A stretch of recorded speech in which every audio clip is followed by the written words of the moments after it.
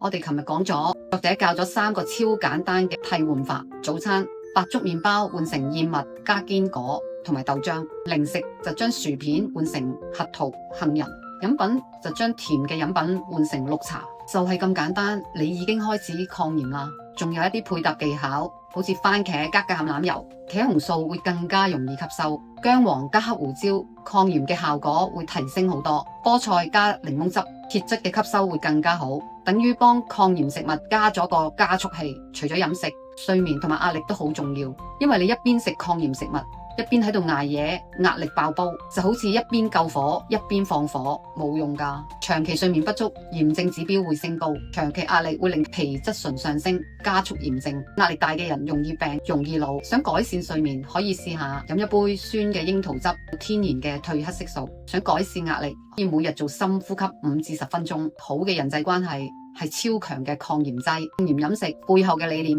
作者一句說話講得好動人。抗炎唔係為咗活得更長，而係活得更好；唔係為咗對抗衰老，而係為咗優雅咁變老。